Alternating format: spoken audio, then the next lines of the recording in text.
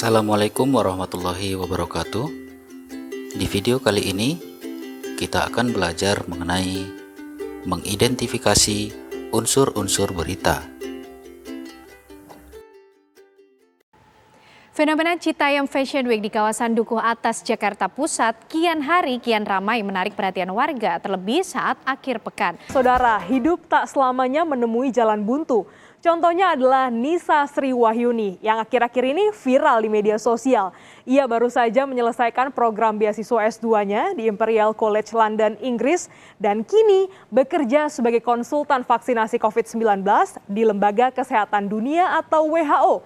Padahal Nisa dalam tanda kutip hanya anak seorang driver ojol dan juga berasal dari keluarga sangat sederhana. Kalian pasti sudah tidak asing dengan berita-berita yang ditayangkan di televisi atau dimuat di surat kabar. Banyak hal yang diberitakan. Selain informatif, sebuah berita juga bisa menginspirasi pembaca.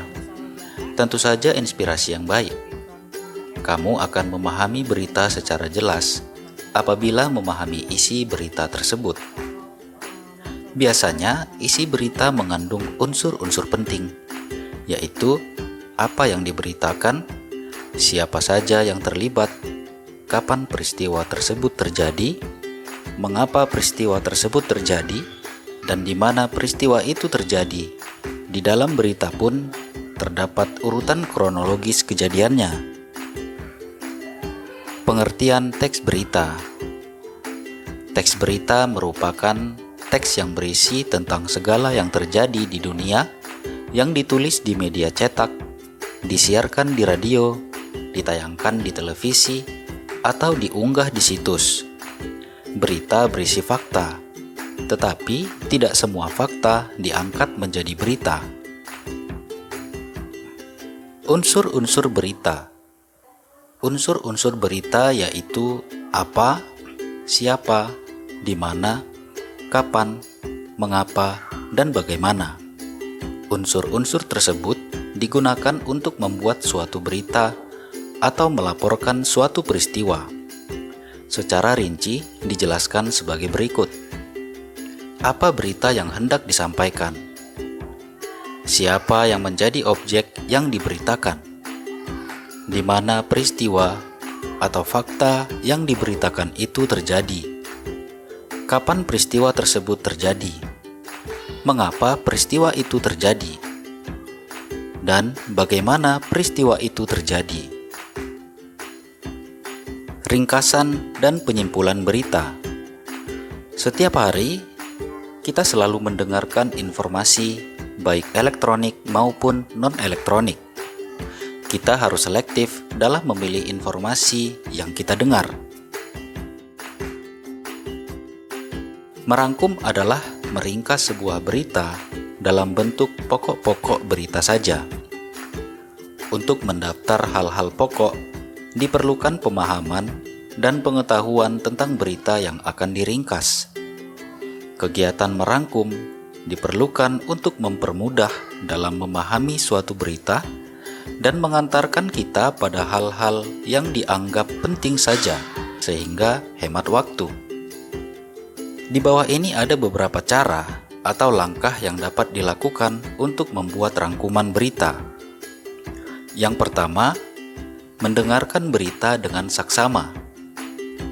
Yang kedua, mencatat pokok-pokok berita. Pokok-pokok informasi meliputi jawaban atas pertanyaan apa, jawaban atas pertanyaan siapa, jawaban atas pertanyaan kapan, jawaban atas pertanyaan di mana, jawaban atas pertanyaan mengapa, dan jawaban atas pertanyaan bagaimana. Yang ketiga, membuat ringkasan. Susunlah pokok-pokok informasi tersebut menjadi sebuah karangan singkat. Apabila diperlukan, tambahkan dengan kata-kata kamu sendiri.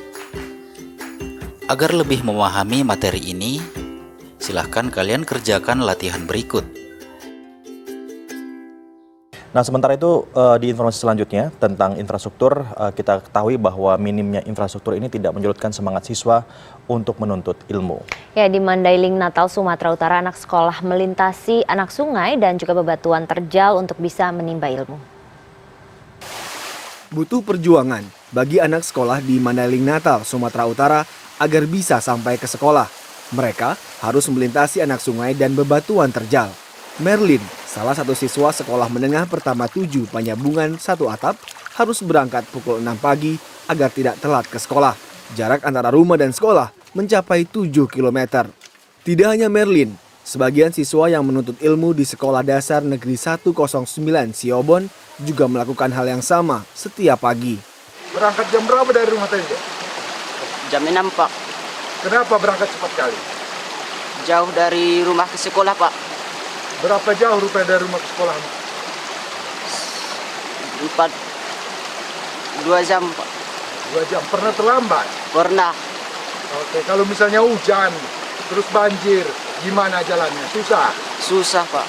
Kepala Sekolah SMP 7 1 Atap dan SD Negeri 109 Panyabungan, Sahrudin mengaku memberi keringanan terhadap siswa yang terlambat sampai sekolah. Kalau hujan, biasanya setiap anak yang terlambat kan diberikan hukuman kan. Namun bagi mereka yang agak jauh, untuk hukuman masih diberikan namun agak ringan. Sekolah berharap pemerintah daerah memperbaiki akses jalan menuju sekolah.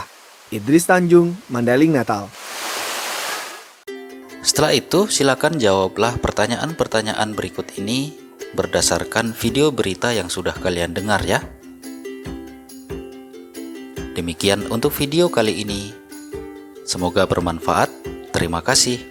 Assalamualaikum warahmatullahi wabarakatuh. Sampai jumpa.